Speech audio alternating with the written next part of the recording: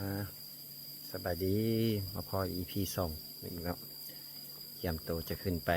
คาเฟ่ต้นไม้แล้วกลับไปขี่สลิงต่อหาติดตามและติดชมไปนำกันถ้ารถเพิ่นมาหับอยู่เจ้า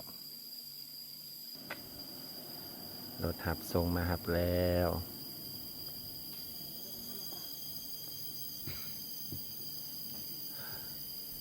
แล้ววันนี้ก็เข้าไปแมน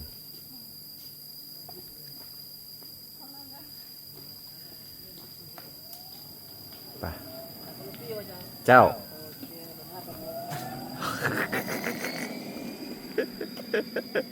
มาแล้วรถประจำตำแหน่งไปเลยอยู่เทิงคาเฟ่คนหลายบ่ไอ้อ่ามื้อนี้มันจะเพิ่นเที่ยวคือเทโลเพิ่นเมืองนะครับโอ้เป็นมื้อเทศกาลประจำเมื่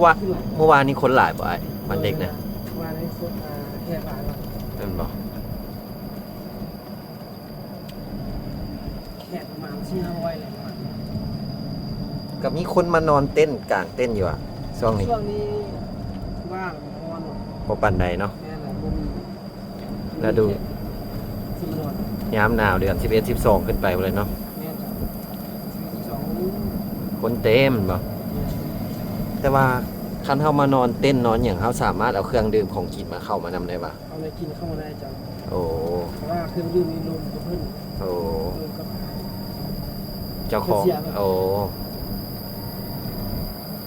ของกินนี่ได้เสียค่าเข้านำมาห้อมบ่อ้ายหรือจังได๋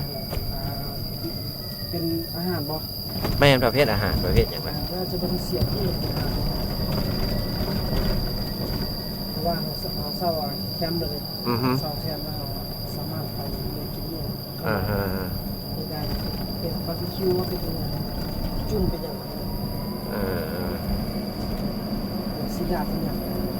โดย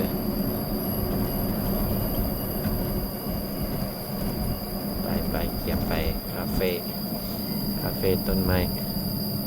โอเคพอแล้วบ่เจ้าแจ้งปี้เพิ่นอยู่นี่บ่เจ้าไป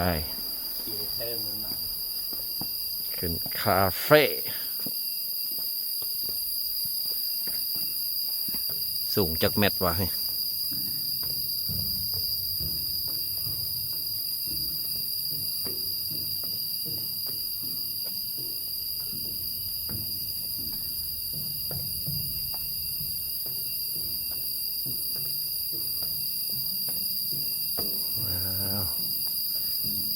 มันกับบ่ฮ้อนนี่บัดมาฮอดพี่อะ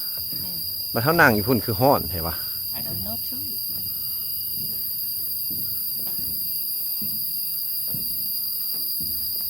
ผมเย็นพี่น้องที่หลานกันนั่นแหละความบุรุษ10-20 เมตรพุ่นติบ่นี่ไตไม่ย่างไงนี่ไม่ยางส่วนนี้เขาเขียนป้ายสิว่าวัดขาแล้วยังอีกแจ็คสันว่ายังไปพี่น้อง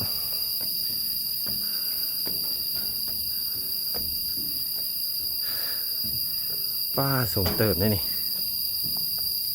ปวดขาอะไรบูนักกีฬาหามอย่างปวดขา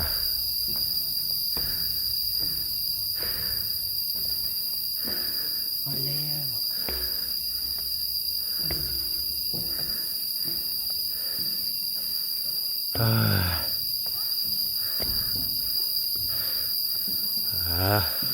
ถ่ายรูปให้ครูก่อนจุดแลนด์มาร์คพอเลยไปพี่น้องกบไม้ไป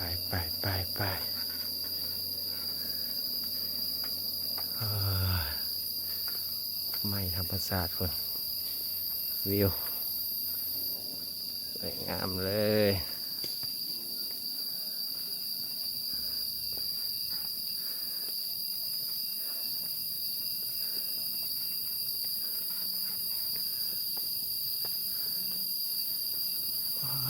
กกอย่างวะกกบักใหญ่เลย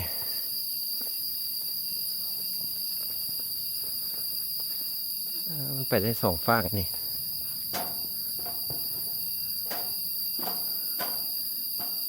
ไปทางไหน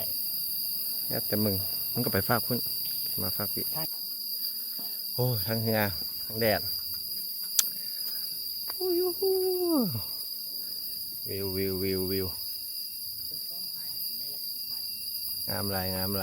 ายบอกวิว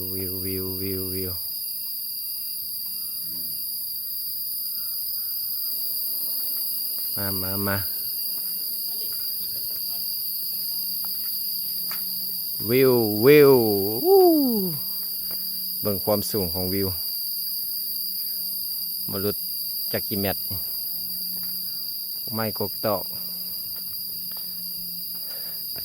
คาเฟ่อยู่วางกลาง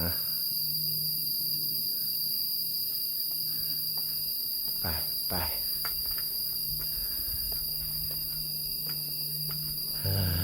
เดินได้มาเที่ยวมาลินจุดแลนด์มาร์กใหม่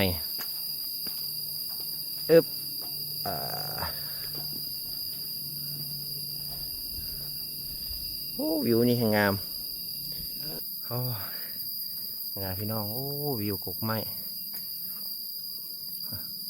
กบทางหลัง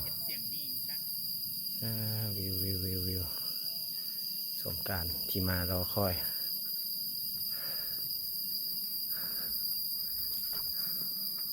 แต่ว่าเหือ เอาเสือเป็นคนเหือลายคุณอะกกไม้โอ้สอนแต่กกไม้คนนี้แหละคาเฟ่นะอยู่วางกลาง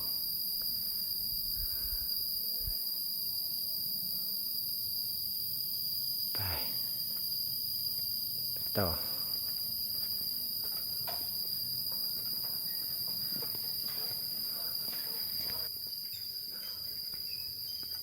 เต็มหน้าเต็มหลังแล้วพี่น้อง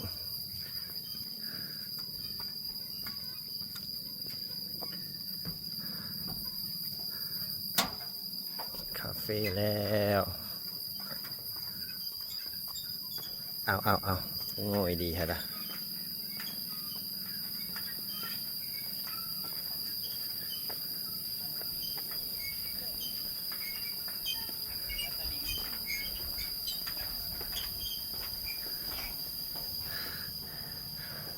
สั่งน้ำกินก้อนเดี๋ยวนี้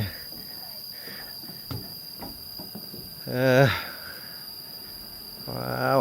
วิวเป๊ปซี่ก็ได้โค้กเป๊ปซี่เย็นใส่เจ้ามีเจ้าเย็นปะปีโอเค ว้าววิว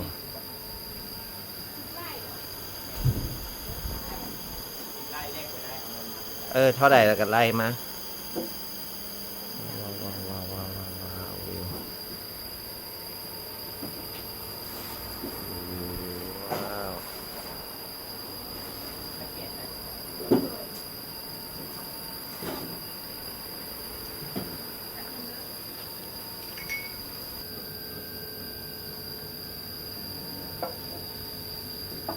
กินน้ำเย็นๆก่อนเนาะกินน้ำก่อน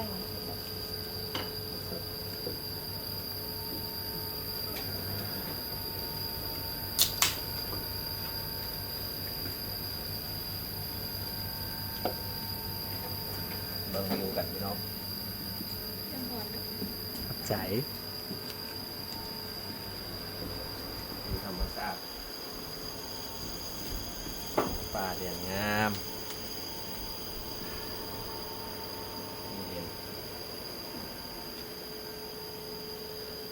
ถือแล้วแม่ห่วยหน้าใกล้ไต่ ดื่มน้ำเย็นๆแบบซีเย็นๆกับบรรยากาศธรรมชาติตามกกไม้กกตอกจะน้อยเพิ่นเอาสุดขี่สลิงมาเนาะ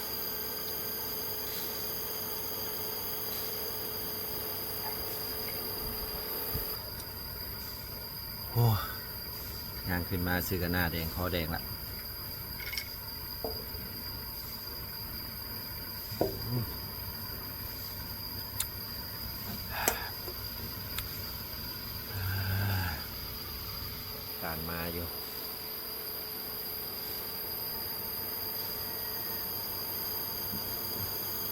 ขนาดมันยังไม่ได้กดวิดีโอครับ รอท่าพนักงานเนาะสิพาไปขี่สลิงนั่งรอท่าแป๊บหนึ่งเกี่ยมขี่สลิงก่อนขี่สลิง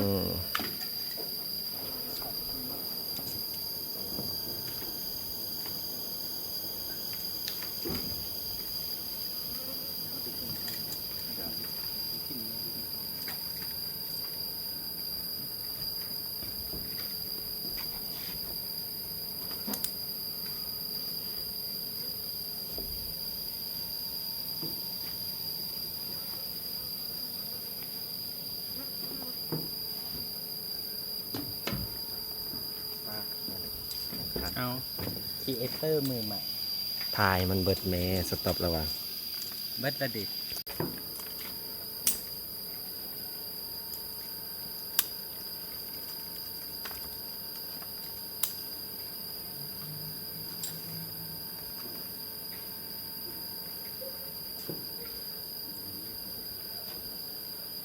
พร้อมลงไปคุยกับรากมะม่วงแล้ว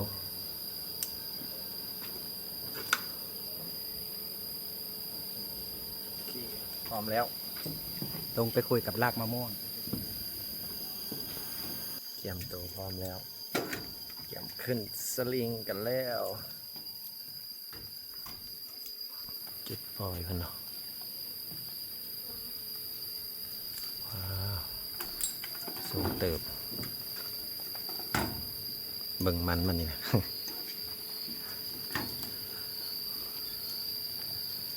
สองเสียวพร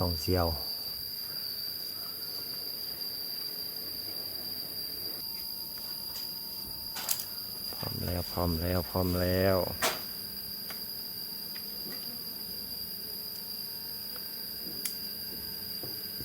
จักจุดอ้ายจุด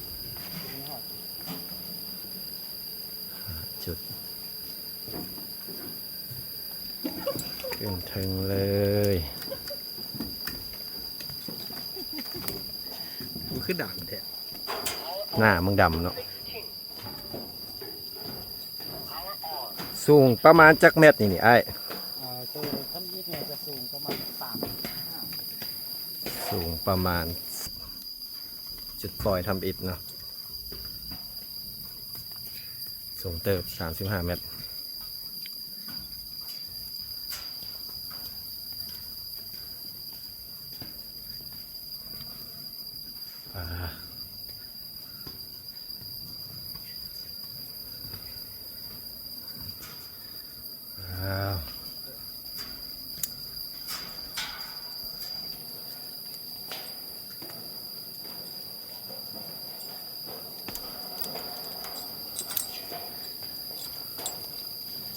โอเคสำคัญที่สุดก็คือห้ามจับเลย3อย่างนี้ เจ้า ไปขัดเลย เจ้า เวลาเขาขี่ไปเนาะเขาแถวข้างกลางหรือว่าตอนเขาปล่อยออกก็ได้เนาะตอน เจ้า ออกไปให้เขาเงียงหัวออกซ้ายหรือขวาก็ได้เนาะเพื่อบ่ให้หน้าเขาตรงกับเส้นที่เขาจับนี้ เจ้า เพราะว่าเวลาเขาต่ำเบรกเข้าไปยันหน้าฟุบไปข้างหน้าสิมัน เจ้า แต่เขาเงียงออกประมาณนึงก็ได้ประมาณนี้ก็ได้ เจ้า โอเคเดี๋ยวที่ไม่ใกล้ แต่สีฮอนลังเงียงหนาว ออกไปฟากนั้นก่อนเพื่อไปดึงเบรกออกมา เวลาเขาขี่ต่ำเบรกเข้าไปแล้วให้เขายกขาขึ้น2 ขาแบบนี้เลยนะ เจ้า ขึ้นเลยบ่ให้ย้อนขาลงแบบนี้นะเพราะว่าย่านขาเขาต่ำเขาฐานฟักนั้นเนาะ เจ้า โอเคเดี๋ยวไม่อยากห่างใกล้เขาตื่นเลยนะ โอ้มีละเข้าใจละ หลักๆเลยก็คือบ่ให้จับ3 อย่างนี้ เจ้ามาทีเฮามานี่แบบนี้เลยมั้ยโอ้ยค่อยคือเรื่องจับกล้องฝากคุณมาเอาฝากคุณไปได้ปะ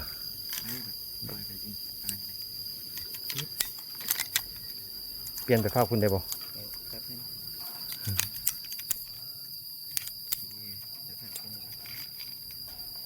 เปลี่ยนได้ปะนี่พี่ยังดีเลยปะโอเคไปเลยปะนี่จับเสือกมานี่ย่อนได้ปะนี่โอ้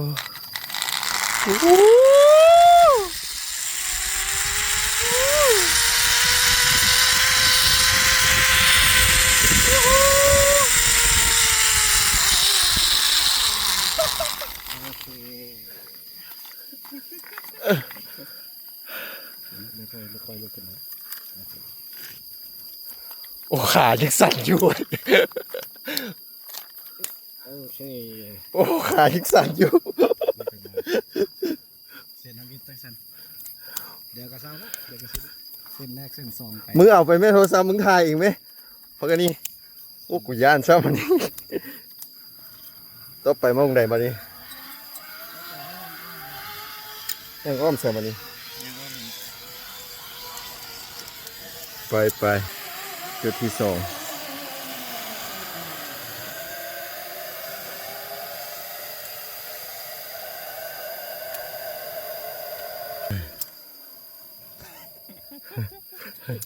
ว่าสิไปสองมือจุดบก้า กูบ่ทันโนดถ่ายมึงซ้ำถ่ายน้อยๆเดียวที่บอก แล้วก็บ่ถ่าย เอาเกอะย่านอยู่เนาะไปจุดด้านสอง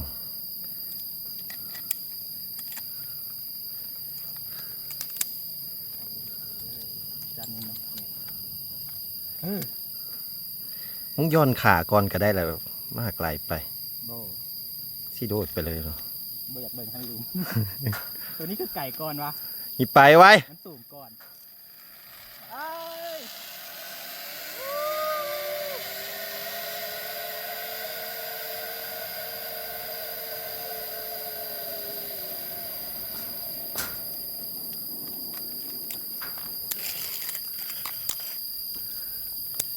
จุดที่สอง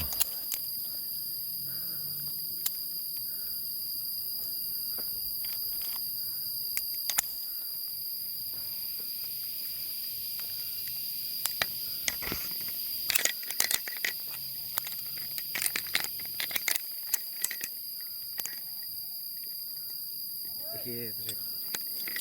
เอาค่อยคือย่านทำไมนี่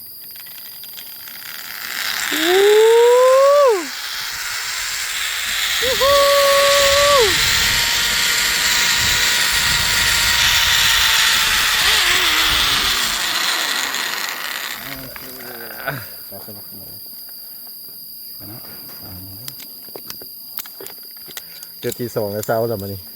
นี่อีกจากจุด อีกสามเหรอปะมาจุดที่สาม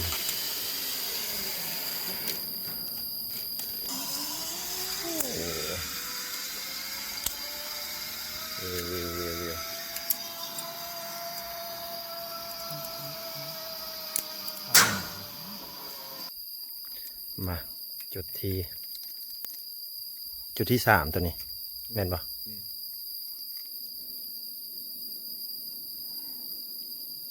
ไปเลย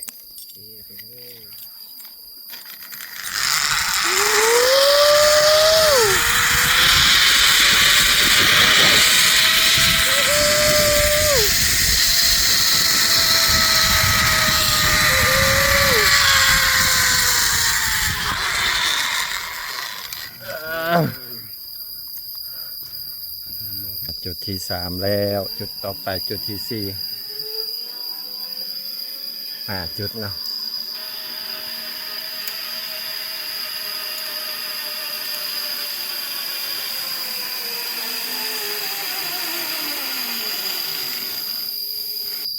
มาจุดต่อไปจุดที่สี่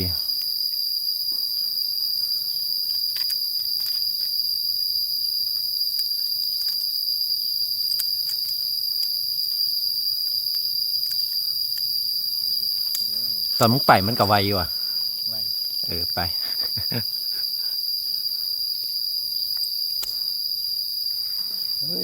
มึงอย่าโดดกูบอกเอาขาย่อนคือกูไปแล้วมันไหลไปเลย เอากูมักความบาดเสียว ไปเถอะนะ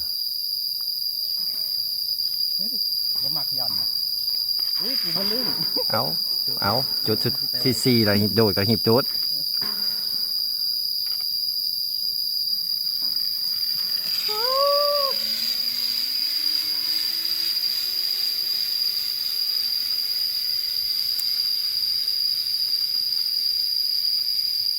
ไปป้างานเต็ม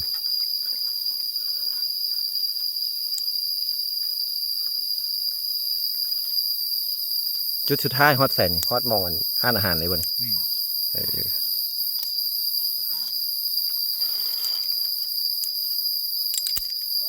ที่สี่แล้วมั้ง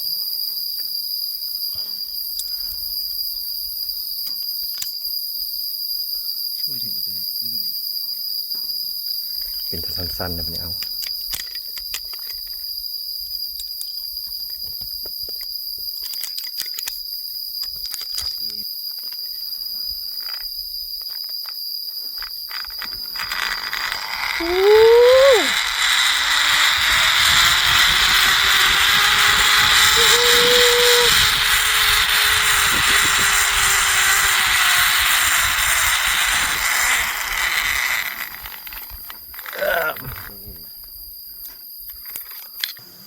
สุดท้ายละด้านสุดท้ายละ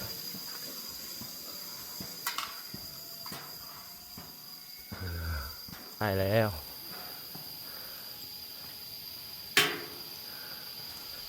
เดินยากันเด้อ เดี๋ยววัดจุดมองเขากินข้าวพี่ละ เอา ไปจุดสุดท้าย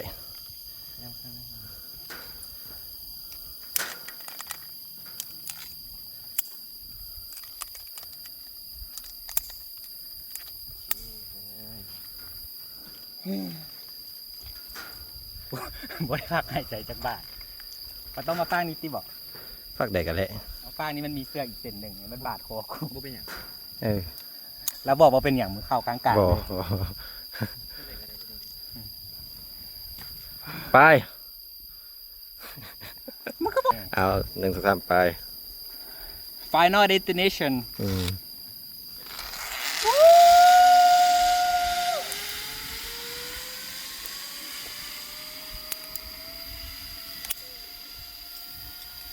ด่านสุดท้าย ด่านที่5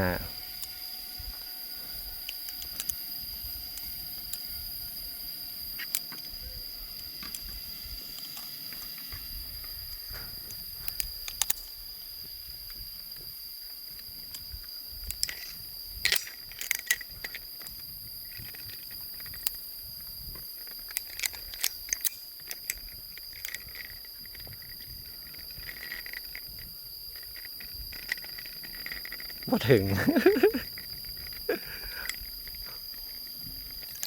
ไปด่านสุดท้าย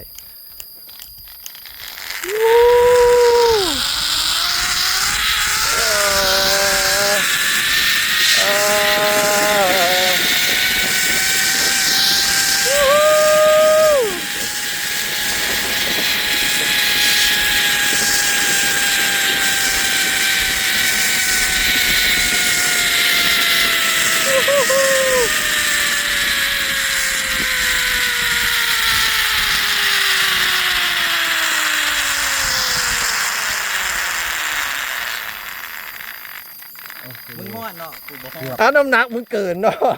เกือบบ่ฮอด ไป คุณว่ะเบิ่งมัน ลงแล้วฮอดแล้วด่านสุดท้ายฮู้ฮู้พอดีเกือบ30 นาที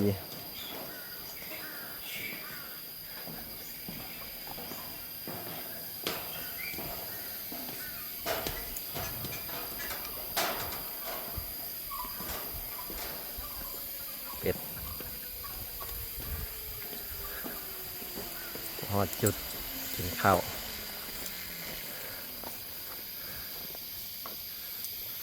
หลายมวลหลายพี่น้อง แรกขาสั้นๆ ด้าน2 ด้าน3ก็ธรรมดาไปลงจากขี่สลิมเนาะป้าเนี่ยอะไรใครย้อย คลิปนี้ก็ฝากไว้ซ้ำนี่แหละเด้อ ก่อนอื่นเบิดเบาเสือก็